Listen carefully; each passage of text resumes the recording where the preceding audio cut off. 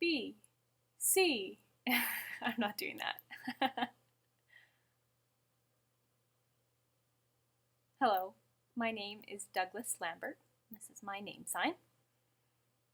I probably don't need to sign that. My name is Douglas Lambert. This is my name sign. I was born in Penticton, BC, and moved to Vancouver when I was 5 years old so I could attend Jericho Hill School for the Deaf. I graduated from Jericho Hill in 1965. I was involved in soccer, volleyball, softball, basketball, swimming, and a little bit of badminton, but mostly those other sports. My favorite sports were basketball, swimming, and volleyball. When I was young, I remember watching older students compete in sports, and that was how I became interested in playing. I started playing soccer when I was 9, and then basketball around the same time. When I was 11, in 1959, they started a swim club, and I got involved and started swimming for a long time. In my day, there was no technology to keep us busy, so instead we played sports. We played all day, every day, mostly basketball. And we never had a coach for our basketball team, so we trained ourselves. On Fridays and Saturdays at UBC, we would go watch tournaments and games and then try to apply some of the things that we saw in our practices at home. One of my most memorable moments in swimming was when we went to the BC High School Championship. We won the trophy, and I actually have my medal here on the wall from that competition. We entered the league in last place, and by 1963 we were ranked 5th. It was quite the accomplishment for such a small school of deaf students to be able to compete at that level. We certainly were the team to beat. We participated in swimming competitions in the US, as well as some volleyball tournaments. We almost made it into the BC Basketball Championships, but we lost by 7 points. One of our challenges was that we had too many outs because we practiced in a gym that was too small. It had been built in an old barn. We actually competed against Gallaudet University once in a timed competition, and we beat them in about 1963. I have a letter or an article from that time. When I competed against hearing people, I never thought I was at a disadvantage. I knew the game well. I knew the rules. I could follow the vibrations and know when a referee was calling for a stop in the play. I've always hated people saying, "I can't." I'm here to tell you that you can.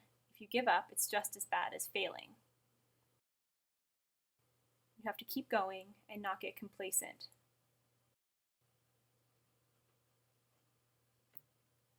You have to set a clear goal, work hard, and practice, because that's very important.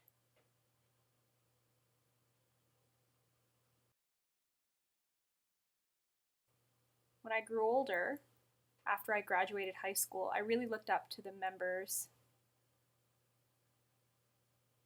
of the Northwest Athletic Association of the Deaf. It was established, it was mostly in the States, but in 1954, it used to be the FASSD, with a number of southern states, California and Arizona and Texas. But in 1954, it was established as the Northwest Athletic Association for the Deaf here in Vancouver. Montana, Idaho, Washington, Oregon, California, BC, and Alberta were all a part. I joined in 1970, and I'm really thankful to the leaders at that time. I learned so much from them, a lot of technique, and I benefited from their support and leadership. I remember when I was about 9 or 10 years old, although I guess in 1954 I would have been 7, we went to watch the first NWAAD basketball tournament at UBC. We were only there for an hour, but I remember being fascinated by all the players signing to each other and playing basketball. And that was in 1954 at UBC. As time went on and I started working,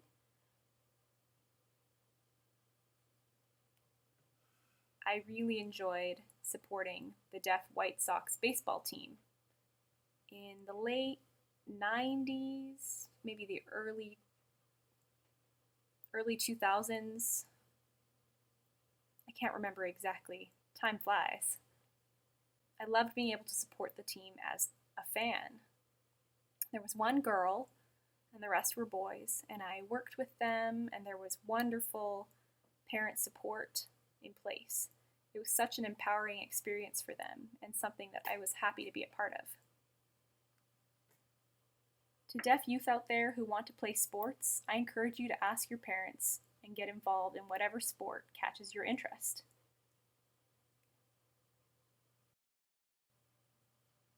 You can do anything you want to do. There is no such thing as can't. Deaf and hearing people can all compete on the same playing field. I encourage you to talk to the BC Deaf Sports Federation about the funding available for interpreting in sports so that you can be part of a team. My goal was always to get a gold medal. And if that's something you want to do, you have to keep working, keep challenging yourself, do what the coaches tell you, and one day when you achieve that, you'll be successful. When you achieve your goals.